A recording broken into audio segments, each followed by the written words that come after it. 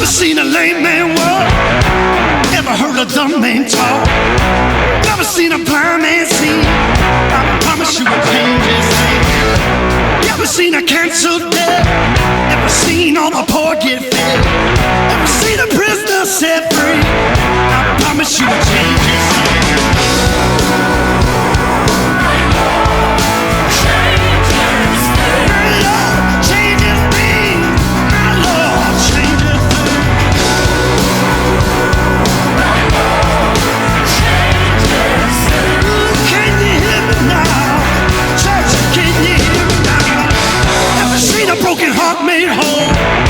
Seen an orphan find a home, never seen the weak find the strength. I promise you will change his name.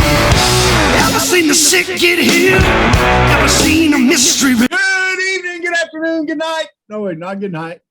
How's it going, podcast world? It's your man coughing up here, man. He's change of weather is getting to me. How in the world are you, podcast peoples? It's your boy Big T, Bigger T. That's me, Bigger T, because I'm, well, bigger. And as joined always, smaller. We're joined always by my man, Big C. What's up, my dudes? What's going What's on? up? Man? How you Big doing, C. Clint? Man, I'm fantastic. You know, Arkansas. I mean, I don't think I'm spoiling anything. We're 3-0. Life is good. Did what we should have done. Put the pit balls in that awkward situations like I've never had to pull players before. That's right. It was new. It was new to him. That's right. Yeah. Well, Clint, we got another special guest with us this week. Introduce your man, Scott, to the whole wide Everybody, world. this is Scott Lawson. I know him from we've adminned a couple of different Facebook groups together, sports talks groups, and real knowledgeable guy. He's a Tennessee fan, and he did lose a wager last year. And he had to, and it was if Arkansas would have lost Tennessee, I would have had to sing Rocky Top. And Travis, you know, there is a verse in the Bible that says, make a joyful noise before the Lord. Myself saying is not a joyful noise to anyone. Yeah. My daughter was a child, did this, but Scott Lawson did the most fantastic version of Arkansas by Chris Stapleton. Oh, good. That I've ever heard forcefully sang by a Tennessee fan. Still a little bitter about that one. Still a little bitter about that one. Well, first of all, Scott, welcome. Thanks, guys. I appreciate it. Second of all, how bad did that hurt, singing that? It was pretty painful. There have been far worse punishments doled out. I doled out one to a Vanderbilt fan one time where he had to do the truffle shuffle on Facebook Live in a 25,000 member Facebook group. So it could be a whole lot worse. Yeah, that definitely can be worse. Well, Scott, tell us about yourself. Just a quick synopsis who Scott is. So I'm an internet troll by trade. No, sort of I am, but no, married, 4 kids. You know, true. Little disclaimer: I used to host a nationally syndicated television show. Very boring. University I went to didn't have football for a while, which makes that win over Vanderbilt in week 1 of the season all the better because East Tennessee State didn't play football from 2003 to 2014. You know, 7 years in, they go out and beat an SEC team. So, but used to have to host a coach's show there. It's very boring. Not to take anything away from women's soccer, but it's really, really hard to cover. It's just really hard to talk about. Yeah, I mean, I'm not, the jokes can write themselves. Yeah, that's right. Stop. Especially when you're talking to 2 guys like Clint and I that obviously have never played soccer. Yeah. I mean, we had our moments in basketball. I mean, that's always fun. You know, I tell people, you know, first slam dunk champion in the history of the NCAA tournament was East Tennessee State grad named Calvin Talford. You know, Keith Jennings was a player for the Golden State Warriors. You know, I know all these guys, which was, you know, it was obviously an honor and a pleasure to get to meet. You know, I've talked to NBA players, and, you know, one of my favorite stories of all time that I tell people is getting to sit at a conference basketball tournament with Wimp Sanderson and, oh my gosh, Gene Bartow. I forgot Murray's dad's name for a second. No, but they were just sitting in a conference tournament talking, and they were like, "Come on over and sit down." And getting to listen to two guys like that just sit and talk basketball, it was just like, "What am I doing here?" Like this, it was surreal. So, just love sports, love talking about it, and it's a pretty cool deal. So appreciate you guys having me on. Well, Clint, this just in, Wimp Sanderson has great pants. He does have great Always pants. had great pants. Great pants. was They're a not dresser. quite Derek Dooley's orange pants, but they're nice No. pants. He's just The snazzy. orange pants were legendary. He was not legendary, but the pants were. That's right. Well, Scott, I know Clint's already briefed you on this, but we want to do a pick 'em each week, and we have a thick Rolodex, and and Clinton didn't tell me you'd done this coach's show, and so you're a little maybe a little too highbrow for us, but still, I mean, we could, College Game Day, they get in, the Eddie George and Ashton Kutcher. I mean, who's through those? I mean, Not I could that have big Nick of a Jonas celebrity. here if I wanted Yeah. to. Blake Shelton. we want to get the regular guy to pick. I'm about as guys. regular as it gets. There you go. And then just in case, why not humiliate ourselves and let our moms pick? Because we're probably not going to beat them in the long run. So we got our moms picking games too. Okay. So we pick out 10 games each week. Our moms pick, make the picks. We have a guest picker. And then we're keeping up with the score to see who wins. Okay. Here's our standings. Clint, I know you're ready for this. Clint does math work in his head, so he's already got an idea. Last week, the winner was Clint picking 7 games correctly. Woo. By the way, none of us got the Kansas City Baltimore correctly. Oof. None of us got Arizona State BYU correct. I did. Well, you went on here. Well, it don't count, Scott. So Never bet against. I learned the hard way last year. Don't bet against BYU. Clint was 2 years first with ago that we 7. lost to them. I was second with 6. Mama Betty and Matt, our guest picker, were in third with 4. And Mama Sue came in last with 3. Ooh, and she was tied for first. A disastrous week for Mama She Sue. was. Mama Sue, she's going to have to drink some extra Kool-Aid to recover. So here's Miss our Abby want to standings. pick with us, Scott? Yeah, I'm gonna get them all right. So And here's our Abby might want standings to pick right with now. me too. She's sitting here. Right. That's why I'm saying. I was like, I think Miss Abby wants to come on TV too. She'd be the cutest guest we've ever had. I guarantee. You So gonna here come we say have- hey? We're gonna have a second celebrity guest picker here. There we go. Oh, Bring her on. There we Look go. at there. Hey. Hey, Miss Abby. Yeah, there went the cuteness factor. There you go. Right out the window. All right, so in last place right now is a tie between our guest pickers and Mama Betty. So my mom is in last place, sadly. oh. Mama Sue is next with 15 correct on the season. I'm next with 18 correct. And the champ thus far in the season is Clint Shannon Clark. Quit telling everybody my middle name. Sorry, Shannon. I mean, It's all right. It's all right. all right, so here we go. I better pull up Mama Sue's picks. I already got Miss Betty's written on here, Oh, cool. and I do mine as I go. All right, so Scott, we let you go first. First, we have Notre Dame at Wisconsin. Now I have some, the who's picked by how much. These may be accurate, they may not. I just put them on there just so we can kind of have an idea. Okay, so Wisconsin's picked by 3 over Notre Dame. Who you got? So that's a heck of a matchup at Soldier Field. Badgers coming in 1-1. They need that win against a Notre Dame team that's been suspect early on.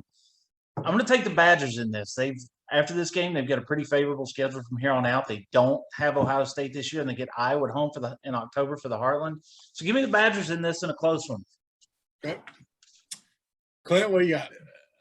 Mama Sue has Wisconsin, and I'm also going to take Wisconsin. Notre Dame, I mean, they went to overtime with Florida State, and Florida State lost to Jacksonville State. Come on, y'all. Yeah, for the same reason, I'm Bad picking loss. Wisconsin. And Mama Betty said touchdown Jesus. So, no, she didn't. Just joking. She said Wisconsin. She said touchdown Jesus would go down. All right, next we have Clemson, a 9.5-point favorite over NC State, who's had some good showings this year. What do you think, Scott? And this is a huge, huge test for NC State. And it's a bit of a rebound game after the pedestrian offensive performances for Clemson against Georgia and Georgia Tech. They were bad last week. Yep. There's no doubt about it. Pickens County Pride, as you mentioned, the double-digit favorites. But any of us that grew up on WCW in the 90s learned, don't turn your back on the Wolfpack. Clemson wins this game, but they don't cover. Okay. Mama Sue's going Clemson, but, something in my gut just tells me North Carolina State's going to win this one. It's going to be crazy. It's going to be their Super Bowl. So I'm going North Carolina State in a shocker. Mama Betty says Clemson. I'm going with Clemson just because I think they're embarrassed about that Georgia Tech game, and they want to prove to people that they're a real deal, and I think they have enough five-star athletes to pull this one off. Missouri goes out of conference against Boston College. Missouri is a 2.5-point favorite. Scott, what do you think? And I'm going to be honest with you, I don't like Missouri in this position at all. 2.5-point favorites going into Chestnut Hill, where all those kids who didn't get into Notre Dame are a little bit salty and desperately need that win before they go to Clemson next week. There's rain in the forecast in Massachusetts. Give me the Golden Eagles here by 4 or 5. All right. Mama Sue's going Missouri, and Mr. Lawson talks me into taking BC because of the rain. If it's raining, I think it's going to hurt Missouri's passing attack. So I'm going to go BC. I'm going to go with Missouri, and Mama Betty's going with Missouri.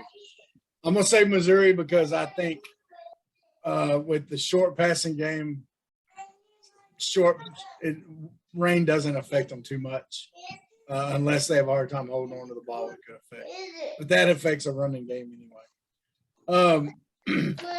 Texas Tech at Texas. Texas is 7.5-point favorite. What do you think the Red Raiders are going to do against them big brother Horns? Man, after the Razorbacks embarrassed Texas, the Horns, they honestly were able to get right, but beating up on a terrible Rice team. Texas Tech brings in an offense that's scoring a bunch of points. Their third down efficiency is not what it needs to be, and it's going to have to be better if they win in Austin. It's not going to be, and the Longhorns are going to win this one by a touchdown. Okay. Me and Mama Sue both reluctantly picked Texas. Me and Mama Betty also reluctantly picked Texas just because I don't think Texas Tech has some of the spark they've had in years past. We have UT San Antonio with former offensive coordinator from Arkansas as head coach. What's his name, Clint? Why can't I? Brady. Taylor? Taylor. Yeah, Taylor. That's it. I want to say Scott, but I'm not 100% on that. And our It's not boy, Eric Taylor, though, is it? It's not Eric Taylor. And our boy, Barry Lunny, offensive Barry coordinator. Lunny, that's right, his offensive coordinator. And they're playing against Memphis, who upset Mississippi State last week. What do you think, Scott? Man, the upstart Roadrunners are flying through that schedule. I'm telling you guys, man, that week one win at Illinois has got their momentum on the right track against a Tiger High team that needed really bad officiating to win last week, and the week before blew a massive lead to Butch Jones. And when I should have been doing the picks, but had the problem. So Memphis is slowly regressing back to what their historical median is. Give me UT San Antonio and a mild upset here. Okay. Mama Sue's got Memphis. I think them Memphis boys are just so happy that Mike Norvell's gone. Yeah. I'm going to go with Memphis. You're going Memphis. Mama Betty, of course, once again, is a huge Elvis fan. If Memphis is on the board, that's who she's going with. I'm gonna side with Scott. I think UTSA pulls out an upset. So I'm gonna join him in picking San Antonio. Looks like we lost Scott here. Well, I think he's having to parent. He's having to parent. I understand, man. Having a little parent moment here. Still no trying problem. to work on it. Getting Netflix pulled up. It's a little dramatic when you have got 3 boys and a girl, and the girl's baby family. It can be a little dramatic. Oh, at yeah. times. Well, she's the queen of the house, right? So she, Pretty much, yeah. or princess, anyway. All right, so here we have one you're closer to, Scott. Tennessee at Florida, who's coming off that big game against Alabama. Could be a little beat up playing Alabama that close. What do you think, Scott? Yeah, well, it's obvious this was on the list because Clint's trying to troll me. It's not going to work. He knows that. I'm untrollable. But, according to 24/7 Sports Recruiting, Tennessee's current active roster ranks 19th nationally based on star rankings. The talent's there. There's just not enough of it. And there's not enough of it that's been coached up and fixed from the Jeremy Pruitt era in order for them to compete for 4 quarters. They're going to hang with Florida for about a half, maybe 3 quarters. It's a little bit close. Florida's going to pull away, win by a couple of touchdowns. Player to keep an eye on here is Jaylen Hyatt. Guy's got just a set of wheels on him. Really explosive player. If he's a full go, this kid's electric. Receiver. Definitely. Scott here, receiver. Yes, he's start wide receiver. The wide receiver room is probably the best position grouping Tennessee has. Okay. Mama Sue's going with Florida. I think Florida's going to come out a little flat just based off the letdown and all that. It's hard to get that energy back like Arkansas saw early on against Georgia State. So I'm still going to go with Florida, but I bet it's a game at halftime. Okay. All right, next we have. Wait, who do y'all going with? You got distracted. You got distracted by Scott's wagon wheel. I was going to put that in later after we did. After the game. After the game. No, we're both going Florida also. Okay. Mama Betty and me both go Florida. Sorry about that. Kentucky at South Carolina. Kentucky, a 5.5-point favorite. Scott, what do you think there? Man, 2 weeks ago, I would have told you Kentucky wins this by 4 or 5 touchdowns. But after last week, South Carolina kind of hung with Georgia for a little bit there before they pulled away. And UT and Chattanooga being a competent offensive coordinator away from being Kentucky, this is going to end up being a close game. Kentucky's going to win, but I'm not going to be shocked if South Carolina pulls out an upset here. Mama Sue going South Carolina. I am going to go with Kentucky. Because, guys, I don't know. I don't pay attention. Maybe I don't care. But why was South Carolina starting a graduate assistant at quarterback? Everybody got hurt. Okay. Everybody. They lost 3 quarterbacks in preseason camp. Zeb Nolan was a North Dakota State transfer. He sat behind Carson Wentz. He sat behind the backup for the LA Chargers, and then sat behind Trey Lance, who's now starting quarterback. Or I don't think he starting for San Francisco. Well, the quarterback apparent. He's not starting at San Fran. Okay, so he's not starting yet, but he's going to. He sat behind all 3 of those guys in the spring FCS season. He got beat out for the starting job again, and at that point, Zeb Nolan just said, "You know what? I'm done." He went to be a GA at South Carolina. 2 weeks into camp, they were out of quarterbacks, and so they dressed him out, put him through drills. And next thing you know, he's a starter. Yeah. Well, I had no idea. I hadn't paid attention, so good to know. Well, Mama Betty says Kentucky, and I say Kentucky also. And I think get your lumps against South Carolina now, because I think Beamer's going to be a good one before it's all said and done. I think he may be building something there. People seem to like him. All right, here it is. Our Hogs, at least Clinton Mines Hogs, heading down to Jerry World, one of our famous boosters, to play against those dirty Aggies. The Aggies are 5.5-point favorite. The Hogs That's close. are winning the overall record against the Aggies. However, the Aggies have won 9 straight against the Hogs. And since they've rekindled this rival. Scott, what do you think? You know, one of the first games I remember, like really, truly remember, was Tennessee and Arkansas in the 1990 USFG Cotton Bowl Classic, or Mobile One Cotton Bowl Classic. And so I love this game, Southwest Classic at Jerry World. This is the test for the Arkansas Razorbacks early on, after proving that those wannabes in Austin are still indeed, they're not back. You know, A&M's great. A&M up to date has been really good on defense, as have the Razorbacks. The big question here is going to be quarterback play for both teams and coaching in a moment that's huge for both programs. Can Sam Pittman step up against a national championship winning coach and get the job done? Man, this one's going to be tough. And I went back and forth on this. I changed my mind on it about 3 times. Aggies are going to win late with a field goal. That would fit what's happened in the past. This has been a very close game in the past. Here's the thing. Mama Sue picked Arkansas. And I went back and forth on it because it's even like when we've been bad. Chad Morris team bad. We've played Texas A&M tough. And I am not – and look, and I hate to say Jimbo Fisher's like you said, he's a national championship winning coach. I also think he's caught lightning in the bottle with Jameis Winston. And you could have put just about anybody in that position with Jameis Winston. Except for Chad Morris. And Fat Bert. But Phil Fulmer coaches that team. Phil Fulmer wins a national championship. Of course. Now, he recruited them there, but I'm not a big Jimbo fan, so I'm going to Arkansas, and I think we'll win by a touchdown.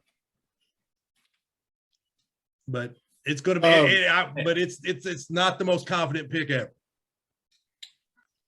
Yeah, I'm not super confident on it at all. However, I do think Arkansas will pull out the win. A&M's, everyone's saying they got a great defense. They're horrible against the run. They're like ranked 100 and something against the run.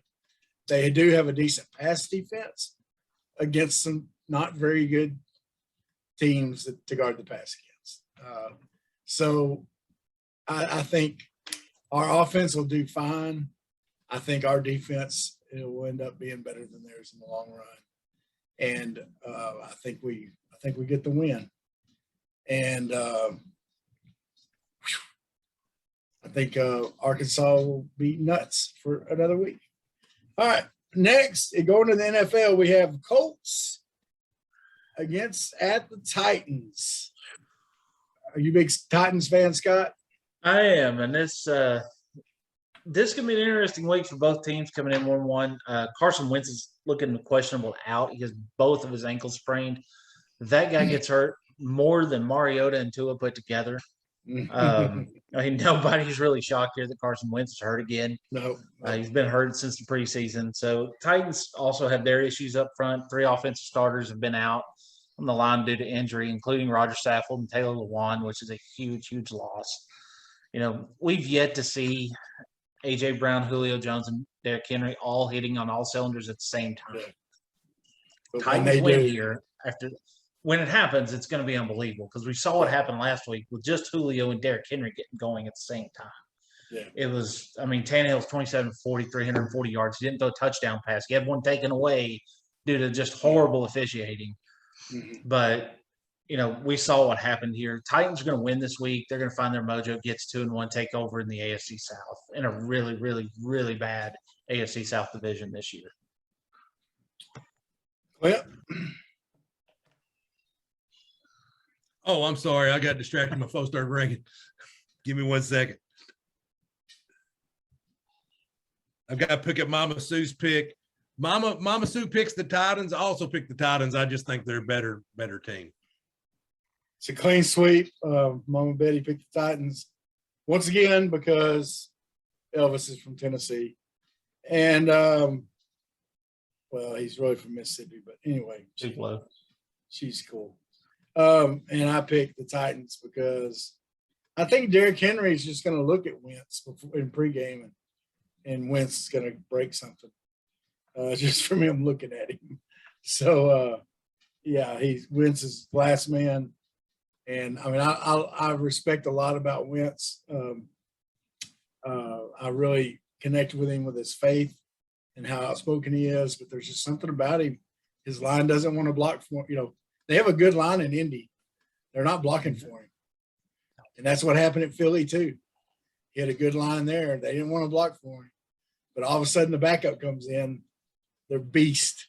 Okay. They look a whole lot better. They're blocking so much better. That tells me something. He's rubbing somebody wrong. And Clint, you know how it is, man. You got somebody at that quarterback position that you don't. Well, when really I played, the quarterback protect. was already fearing for his life. That's right. Yeah. But He's like, oh crap. it don't matter if he blocks or not. I'm already scared. But That's that right. happened to Cedric Cobbs, where they were just like, yeah. All right, Tampa Bay at the Rams. Okay, we know what Tampa is, but Matthew Stafford seems to be an excellent fit with this Rams team and with their pretty boy coach. What do y'all think? Yeah, it's Tom Brady, and it's Tom Brady. He's one of the greatest quarterbacks to ever play the game. They've got weapons all over the field. I mean, he can pick which receiver he wants to throw to each week. They can run the ball, and to me, Matt Stafford still has that curse of the 1980 Georgia Bulldogs on him. They're not going to get done. Tampa wins this game by 10. Okay. And Travis, I know this is the last one, and I mean, I'll come up with the picks. I guess I'll reorder them for you because this is a terrible one to close with. Okay. But I'm just giving you a hard time. But I think since Mama Sue picked Tampa Bay, and I think since Tom Brady's moved to Florida, he's absorbed all the powers of Florida, man. I mean, we all seen that video of him throwing the ball in the machine and right back out, and just Tom Brady couldn't do that unless he'd absorbed the powers of Florida, man. I'm going with Tampa Bay. Okay. It's going to be a clean sweep. Mama Betty says Tampa. And I think, even though I do think, look out for the Rams to make a run in the playoffs, because I think Stafford is a good fit there. And I think he's been held back by what atrocity is Detroit Lions.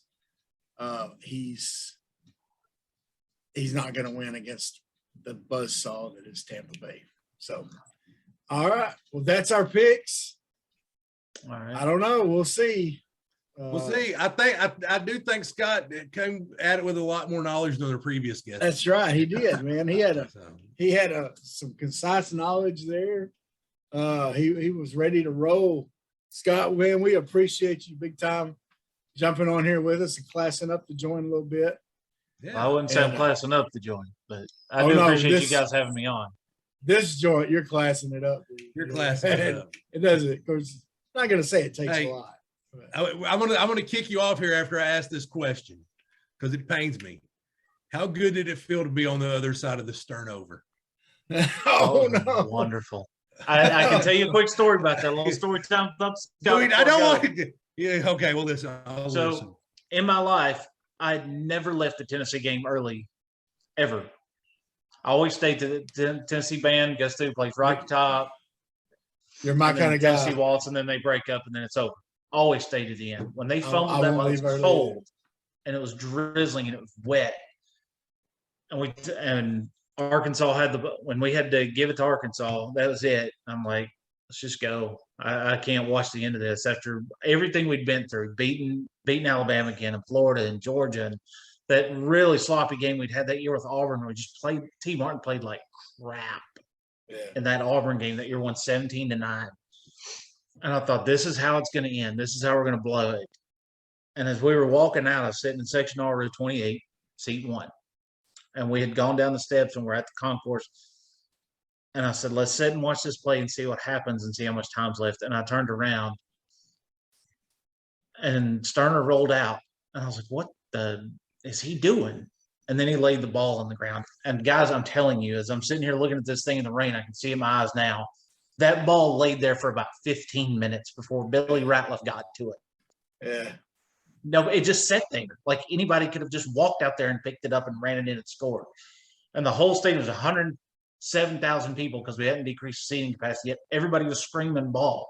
And Billy Ratliff, who was this 5-star recruit out of high school, had not done squat. He had stayed hurt his whole time. That's the only thing he's really known for is recovering that fumble. Yeah. And so once he did and everybody's going crazy, there was this mad dash for everybody to get back in the seats to see what happens. Because there was still we still didn't know if we were going to score or not because we played terrible. Arkansas defense had been lights out. Could they come up with one more stop? And of course, we know what happened, but our defense stayed. It was fun.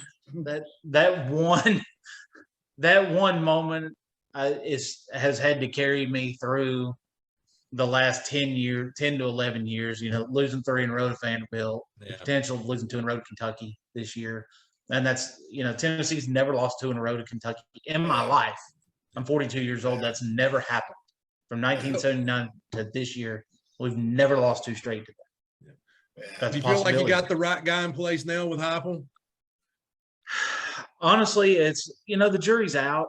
He was so stuck on Joe Milton, the best thing in the world, and I hate it for Joe. He's a good kid, but him getting hurt and not being able to play this week, Hendon Hooker's going to get the start, which everybody hates. Everybody wants Harrison Bailey, but Bailey can't learn the playbook. He's not adapting to this system. He's an I formation turnaround. He'd be a great quarterback for Arkansas. He's just not at Tennessee. And so Hendon Hooker's going to get the start, and he's been pretty good. We'll see. We opted out of a game with Army today. The SEC did a schedule release 2022. Tennessee announced they bought out their game with Army and scheduled Akron.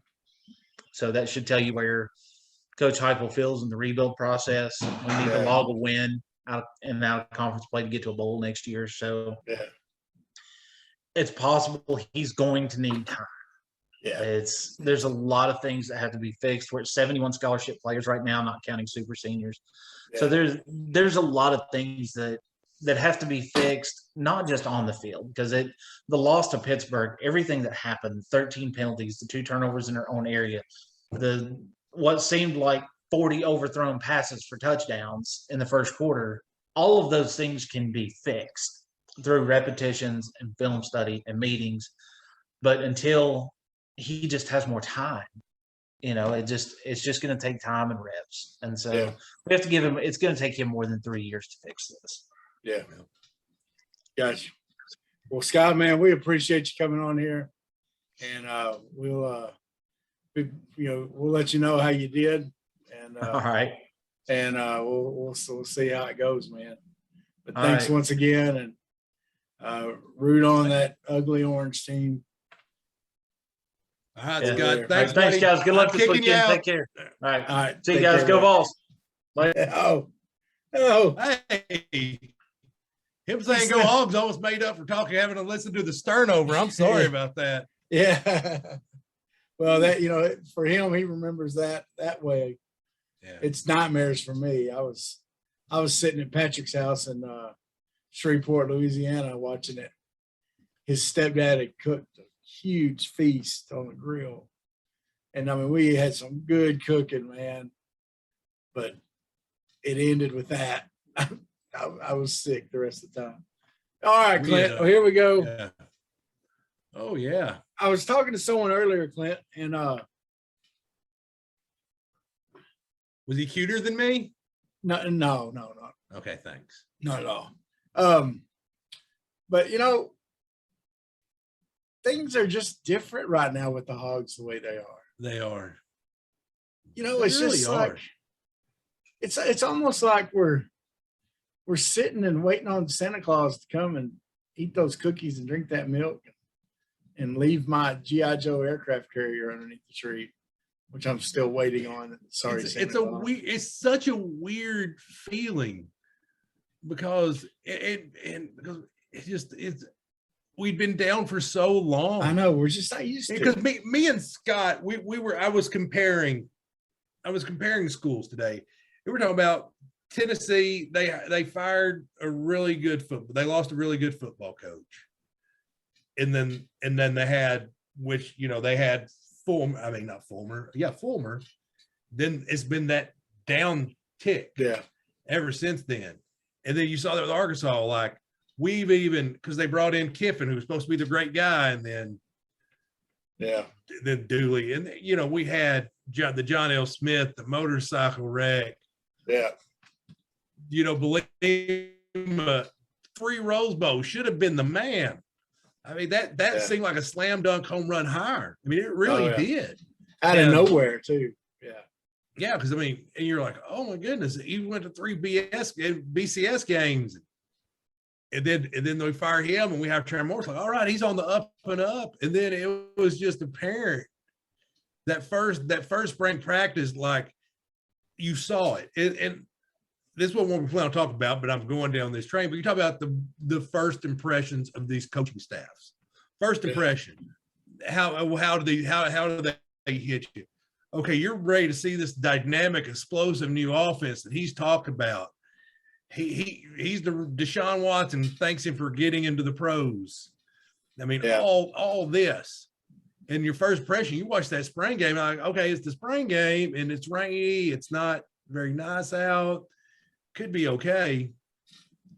Compared to the first half of that Georgia game. Now, it got away from us in the second half, but you're like, which one did you leave feeling better after, that spring game? My favorite was, Coach, how much of the offense do you have in? Oh, we just got about 25% of it in. And then by the time the next season started, we only got like 30% of it in. And then Art Browse, when he comes in, they ask him after that first, spring, well, how much of the offense do you have in? He said, almost all of it. He said it's not that difficult. These guys can learn an offense. So we just give it all to them, and then we got to perfect it. Anyway, the difference is just it's night and day, and I think I don't. And Scott brought up something I didn't think about at Tennessee, and I haven't looked to see where Arkansas is. I would guess it's in the 20s. Overall star ratings for your recruits, whatever, on campus. And look, and I said this to somebody else today, the previous regime, you have 2 All-Americans on this team. 2. Jalen Cataline, Grant Morgan. Neither one of them did Chad Morris didn't play. Well, Cataline was a freshman, but he's a redshirt freshman, but still, did you see that crap they put on the field? You can't tell me he wasn't better than what was out there. I mean, it just put him at nose tackle. I mean, he's too good to be sitting over there on the bench. Well, and no, you're right. And of course, anyway, that's we didn't mean to get off on the Chad Morris's terrible podcast. And we can keep going on this. Because he's so. Oh my! So let's go to our holy shnikes. Okay, sorry. So let's go to our holy shnikes first. I got one first I want to talk about, and then you got one that's going to carry us on into some other discussion. Right. But Clint, there was a guy, and my buddy Matt texted me about this. He did our pick 'em last week. A guy went I think it was at the MGM Grand, if I may be wrong there.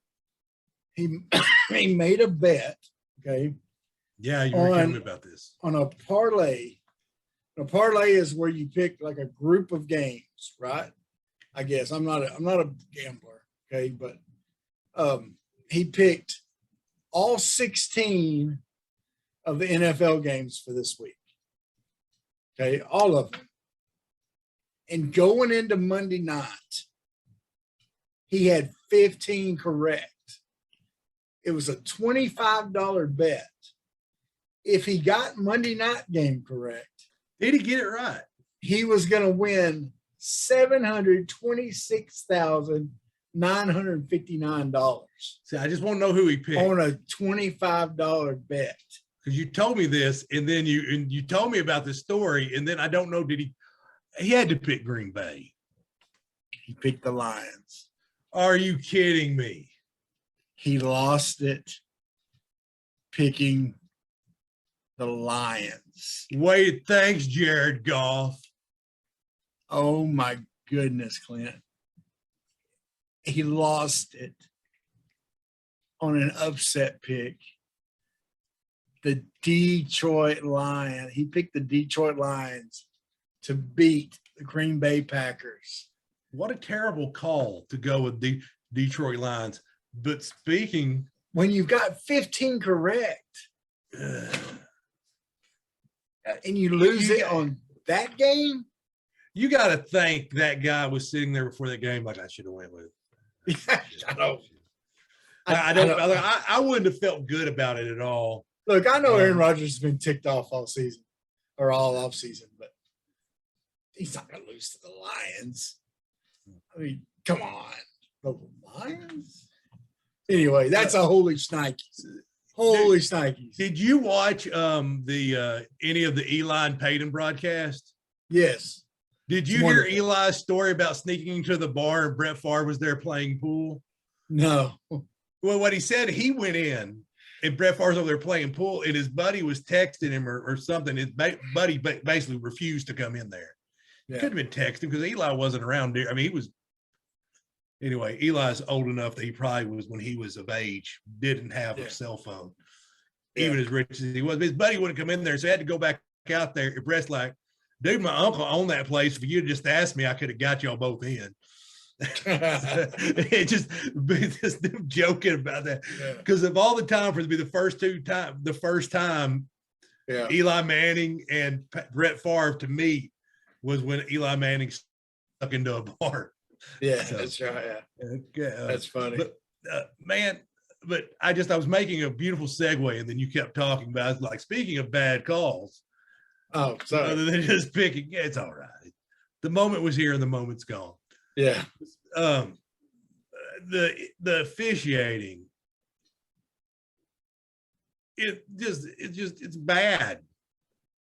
It's bad because it would have been, because Scott gave me a perfect segue during Pickles, but I didn't want to just dive down this road.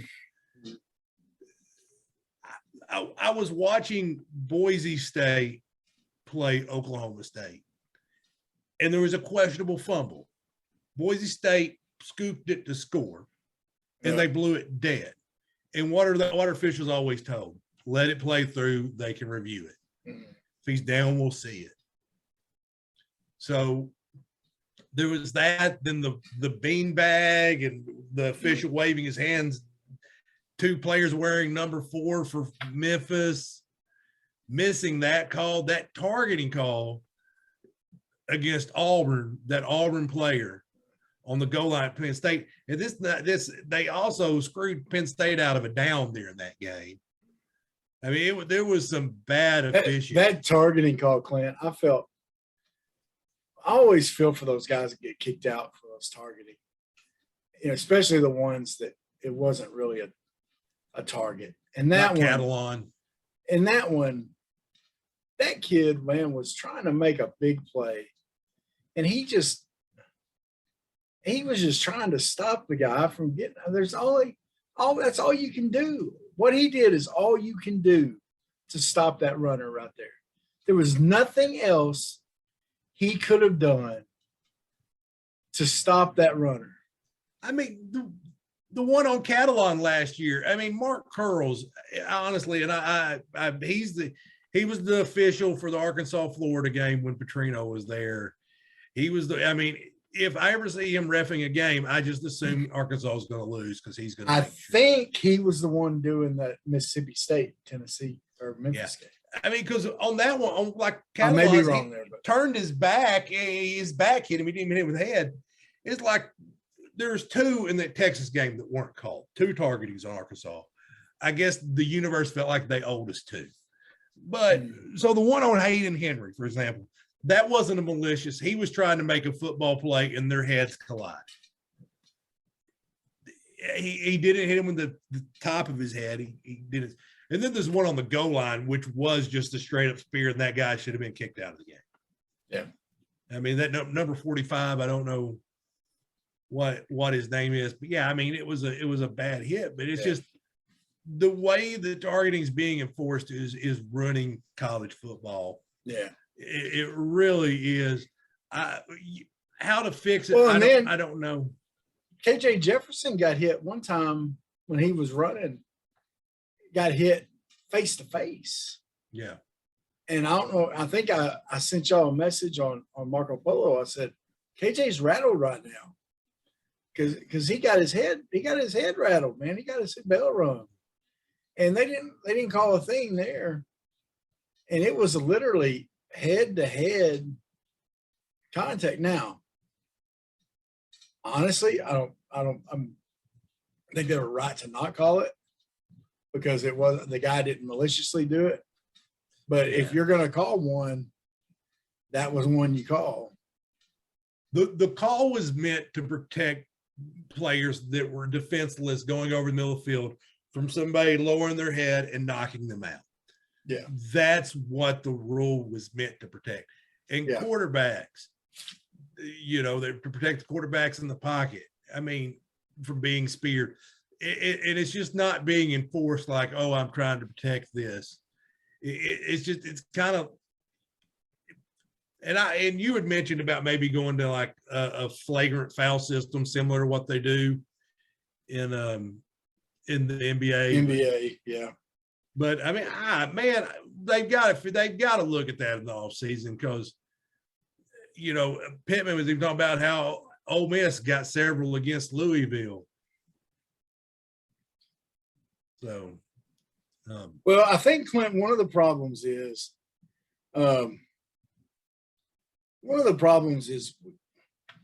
we've forgotten, and the rules makers have forgotten that the NFL and all these sports are games that are not played in slow motion. no. Okay. They've forgotten that aspect of it. And so, especially in football, you cannot make a change of direction to keep from hitting someone in the head in a bang bang play. When that runner decides to go low and you're already heading low, you're going to hit them in the head. There's nothing you can do about it. You can't, I think I've said on here before, you can't go matrix and just stop time and move and, oh, wait, stop, move around. Okay, I should have been hitting them here. And what they've done is, even in practice, we talked to our buddy Wes about how they started teaching tackling. Now they teach tackling. It's not, okay, there's the guy, we were learning how to tackle. There's the ball, put your head on the ball, wrap up. Okay. That was tackling back in our day, right? Yeah. Now it's not. Now it's taught in these different steps, right? And so they're supposed to grab a hold, swing their hips, take them down this way in order to not hurt the person, right? I mean, it's a whole messed up way of doing things. And that's not the way the game's played. You can't go out there and do things that way. Sometimes you just got to hit. And I think they need to remember that. They need a dose of reality that that's not the way things are done. I think they have to change this rule. You cannot first offense throw someone out of the game. It's going to take away. Grant Morgan could have lost his All-American status because of it. You miss a game because a game worth of tackles when you're a guy like him who's an underdog anyway, that could be the difference in you being an All-American or not. Yeah.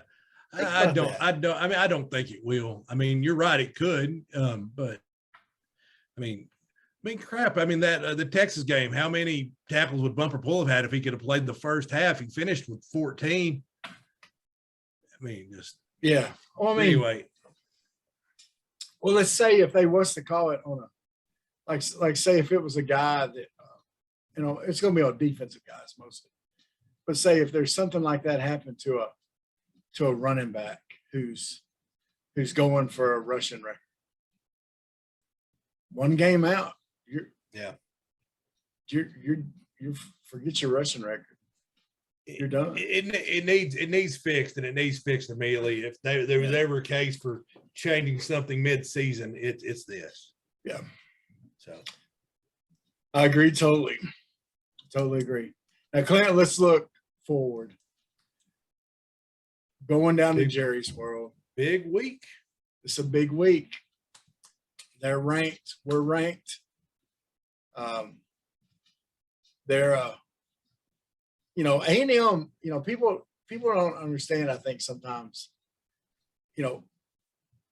A&M, I heard today on the buzz, I think they were talking about, they looked at the list of the wealthiest schools.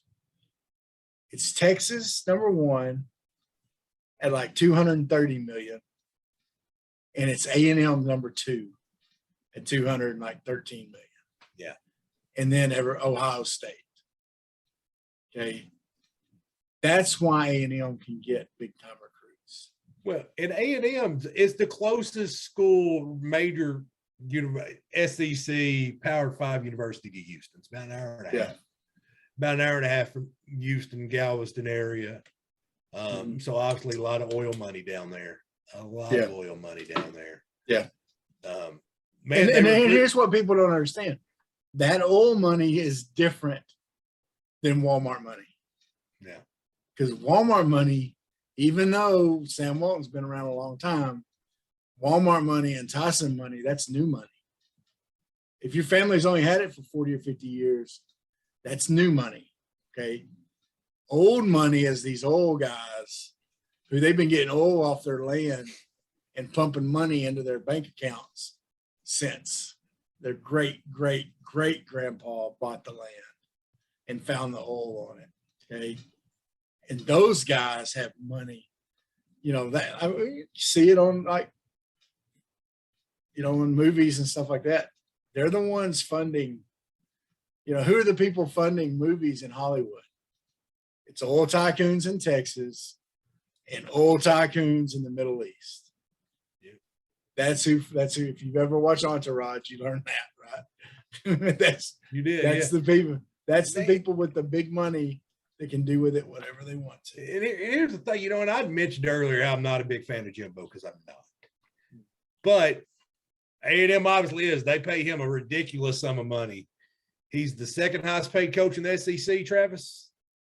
I think so. Something like it's either second or third, but he's up there. He's one of the highest paid coaches in the nation. I don't know if Kirby's above him or not, but I bet he's above Kirby because he's got a national championship. Yeah, but he took. I mean, A&M should have been in the playoffs last year. They were better than Notre Dame. But Jimbo's never impressed me. I think he did what he did with Kellen Mond. I think if they'd left Sumlin in that situation, Sumlin would have got him, would have done the same thing the senior year. Just my personal opinion. I'm not a huge Jimbo fan at all. I think Arkansas can seriously take this one. Haynes King, he's out. They got the back quarterback who looked great against New Mexico. He had I got thrown to action. So you're going to find out who he really is this week. Yeah. And here's the thing: we talked about this earlier. We are the best team that Texas A&M has played to this point. Yeah. Texas A&M is the best team we've played to this point. If you're the kids, you want this challenge. You're like, okay, we got 2 top 10 teams back to back. Bring it on. Let's do it. Yeah. I agree totally with you. And, we may be eating our words on Jimbo next week, Clint.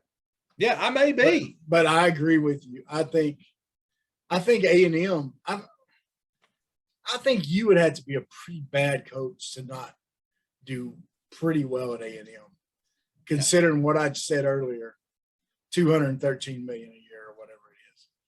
Okay, to have this the budget they have, the money, the facilities, and in the recruiting area that they're in. You know, I mean, they got kids that have the alumni base that they have. You know, they're a big school. You say alumni? Alumni. It's alumni. Alumni, whatever. Alumni. Same thing. Okay. That's what I'm like, did he just? It's Okay. spelled the same. It is. Go ahead. But anyway, they're with the base that they have, they're gonna, you know, he's riding a wave there too, to be honest with you. Yeah. A wave that anybody, you know, they have everything together. They should be competing for national championships there. And their fans should be demanding that. Yeah. If you got everything that they got, they have everything that Alabama has besides Nick Saban. They have it. They have everything that Texas has. You know, they have everything anybody's got. So everything Ohio State's got. Yeah. It's going to be a contest, man. They're like I said, their offense isn't that great. You know, ours isn't necessarily, you know, just the best in the world either. Two teams carried by their defense. I think the difference in the game is going to be Arkansas. They're not good at stopping the run, and we're a pretty good running football team. Yeah. And that's the thing. We weren't that good of a running. Last year, our offense honestly was built around Felipe Frank's arm. Yeah. But that wasn't, I mean, that's not really Art Brow's offense. Yeah. What you're seeing out there out of Arkansas this year is Art Brow's offense. Yeah. This is Art Brow's. Yeah. This is Art Brow's offense. Yeah. Now with KJ. KJ was the perfect guy to run it. KJ and Malik are the two perfect guys to run his offense. Yeah. Yep. I agree. Well, Clint, let's talk about this last game. We like to do a player of the game. Okay. And this week we agreed on who it should be, both of them. We did. So we kind of rock, paper, scissors on who was going to get to pick who. And, well, you kind of gave me the choice there. But tell about who you say. And once again, this is really from both of us. Right, because Ty Clary, offensive lineman, you know, first off, the offensive line is just, it's a unit. And they've got their five, but they got one guy that apparently is the sixth guy. No matter who got hurt, he was the guy in there. And so Wagner went down. So then they put Clary at right tackle, and he'd never played right tackle in a game before, to my knowledge. I don't think so. I know he's played guard. In fact, Pittman had said me and you had talked about this. Pittman said in press conference that he practices at all three positions he played the other night. But he only practices right tackle in like a drill. So it's just like a pass blocking drill where he'll go against someone that's, you know, going to the outside on him to work on those steps. Anyway, go ahead. And then he played some at guard, which is his natural position, just some reps. And then Stromberg went down and he went to center. And Stromberg had a couple errant snaps, and Clary's snaps, man, and it is a world of difference, especially in pass pro. Playing guard and playing tackle. Completely different steps. Yeah. And when I got moved to center, I never liked playing without the ball in my hands anymore. Like, I wanted the ball in my hands. I wanted that. I just felt weird getting a 3-point stance. Yeah. And so to be able to go from there to there to there and play three different positions on the offensive line in one game, just wow. You impressed me. Yeah. So I will now go. Let's let you have the floor, Bigger T. Well, this one, mine is KJ Jefferson. He passed for more yards. He finally got some, but it can be argued that, Treylon Burks got him 90 of those, or 91, whatever it was on that one play. And that's true. That's true. That made his stats look better. But I'll tell you what impressed me, in this drive in the fourth quarter, everybody had been clamoring for Malik, right? They've been clamoring for Malik to come in, the second stringer, second string quarterbacks always. Right. He came in and Malik did some good things, right? But then he was about to get stopped. And they bring in KJ. We bring KJ back in. KJ gets him the first down. And it's kind of like KJ saying, all right, little brother, let big brother handle these bullies for you. Let me show you. And it's like he's telling all the Razorback fans out there that's saying, hey, why is that fat quarterback still in there? We want the little skinny guy that runs like a deer. Because Hornsby does run like a deer, Clint. He runs fast. He does. I agree. However, KJ runs like a chubby deer. And I don't know if you've been hunting. Fast. And I don't know if you've been hunting lately, but chubby deers run quick too. And KJ comes back in, gets him over. I loved it. It was a great coaching decision. KJ, it was just so simple. I forget what he did there to get him past it, but it was just simple. Got us the first down, comes back out, Hornsby comes back in, finishes up the drive. It was almost like telling the fans, look, we got this is our guy. This is our quarterback, folks. This is the guy. There's a reason he is starting. And this is why. He's going to get us first downs better than the backup. Not to say the backup won't get us first downs in the future. He may.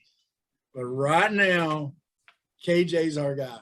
So I think not only did he have a little coming out party, he got to kind of answer a lot of questions. And if you in his press conference, he kind of hinted toward that. He had a chip on his shoulder. He was, he was ready to show the fans, look, I'm your guy. And he goes out and does it. And here's the thing. If he hasn't done it by now, then he's probably not going to do it, show you he's the guy. I don't know what else he can do to show you he's the guy, because if you take away the first half of the Rice game, he's completing 70% of his passes. Yeah. And there's been some drops. Yeah. Oh, there has been some drops. Treylon Burks has had some drops. Yeah. That pass he threw to Warren Thompson was a thing of beauty. Yeah. And no, there was one he threw to Treylon that if he'd have thrown it on the money, Treylon probably would have taken it to the house too. Yeah.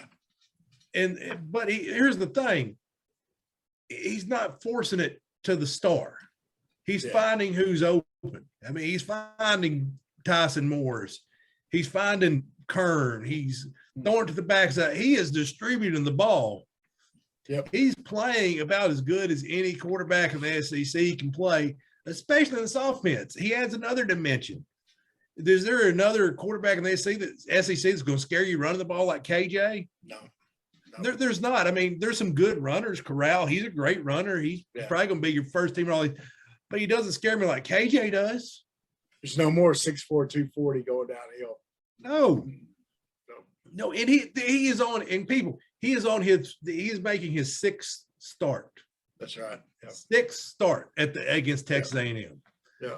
And his first one was that he got thrown to the Wolves, by Lunny. But he was like, hey, I'm going to try to give I think Lunny was thinking, I'm going to show what KJ can do, and I'm going to show him that I can kind of get the ball rolling. Yeah. It didn't work out. But that's all right.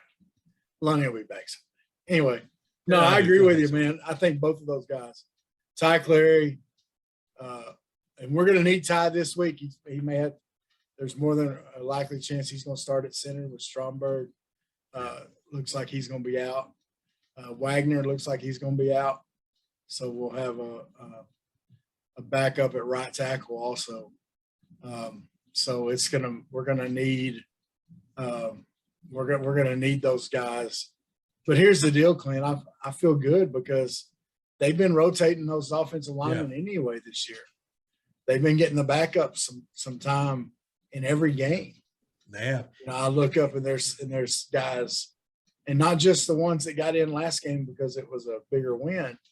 They were getting some backup some time in the Texas game. Yeah. And I just Pittman, you didn't realize what a good offensive line coach he was until you started hearing how him and Cody sit down. They go, okay, if we're down to our fifth left tackle and their second right guard. I mean, they're that meticulous. Like they know, like there's no guesswork. They're not like, well, hey Latham, won't you go in? There's none of that. I mean, it's like they have a plan. Yeah. They have a plan. Do you think Chad Morris had a plan, Travis? No. Left lane, hammer down. Left lane, hammer down. Hammer down, left lane, hammer down. Hey, he had a standard, which is best. Yeah. What does that mean, Chad? It's best. Best. Are you gonna hang out with your players? Anyway, never mind. Let's not bash. But hey, we're gonna find out now if this team. I mean, this week we find out if we've taken the next step. We are for real. Arkansas is a good football team. They never were as bad talent-wise as what Chad Morris had them. Yeah, they're not. The weakest part of this team last year was the defensive line. The defensive line has been bolstered by transfers. We have a good football team, and we're going to find out how good. Yeah, we are going to find out how good we are this week. And I can win, lose, or draw. This team has made Arkansas proud again. Exactly. They're playing hard. They play like Razorbacks. You know what? We win this game, man. We're on cloud nine. We beat a good team, and we're fixing to face a better team the next week. Yeah. We lose this game, you know what, Clint? We lost to a team that's probably going to be fighting it out with Alabama for the West. Because if they beat us, they're better than I think they are. Yeah. They're a good team. They are a good team. I think it's going to take a really good team to beat us. Even in neutral site in Jerry's world. I think this team, I listened to Grant Morgan on the radio this morning. He's focused, he's fired up, he's ready to go down there and play. This is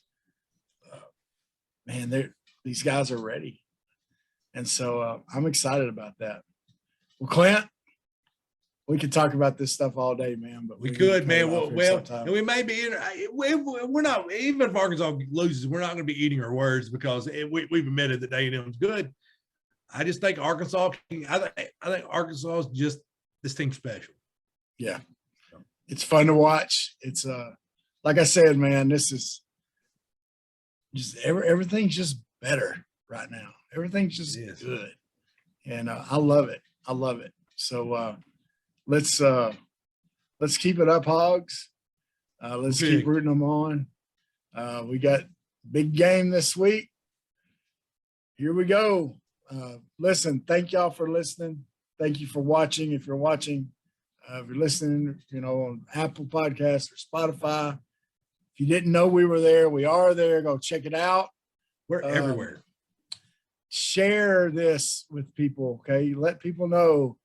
You like what you hear here or see here or whatever's here. Do you like it? Let people know about it, okay? Share it on your Facebook page. Share it on Twitter. Share it on Instagram. Wherever you want to share it, share the link. Let people know. Say, hey, these two idiots are pretty interesting. I think we're interesting. I'm interested in listening to I think Clint. Yeah, I laugh at Clint all the time. I mean, look at that mug. Tom Clark's calling. Oh, good. Hey, Tom. Tom TC. Clark. Hey, TC, are you with me? Oh, I'll call him yeah. right back. All right. Well, Clint, dude, as always, it's always fun to do this. Look, y'all, one of the reasons we do this is because Clint and I enjoy doing this. I hope you see that in us. Hope you hear that in us. And that's why we do it. We don't care how many of y'all listen. We want a bunch of you to listen, but we just enjoy doing it and talking about it. These are conversations. We're two old-time best friends that we would be talking about this stuff, whether we were on Zoom in Greenbrier and in Camden, we'd still be talking about this stuff. We really would. So, hey, by the way, big game this week. We didn't put it on our pick'em, but or Scott wouldn't have known anything about it anyway.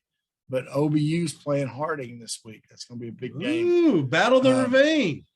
No, that's not the Ravine yet. OBU, yeah, that's Henderson State. This is the Baptist versus Church of Christ. So, I've played at both the schools. I've got dressed in their visitors' locker room. I should know better. All three of them, actually. As Coach Tom Murphy said one time in a class I had with him at OBU, he said, "Boys, we got a tough one this week. We're playing at Harding. You know, they're Church of Christ school. You know, they don't play like Christians." I don't know what he meant there, but I think they were a mean, tough team is what he meant. So there you go. But two good teams playing against each other, probably going to be for the conference championship, more than likely. Todd Knight's got OBU rolling, man. OBU's got a streak of conference winning streak that's been going like 30 games or something. So anyway, so it should be a good one. Guys, root on them Hogs. Have a great week. Clint, woo! You the man. Sweat, work, filthy, dirt, harvest, hurt, kingdom come. Sweat, work, filthy, dirt, harvest, hurt, kingdom come. Listen, that's why I sweat when I work. My hands get filthy down in this dirt. Won't see no harvest till I hurt. Crying your kingdom come. Listen, I wake up in the morning, I bow my head to pray. Mama told me if I don't, ain't nothing gonna change. These prayers breaking up hard drive so I can sow the seed. Ain't afraid of no aches and pain. Lord knows I gotta fight.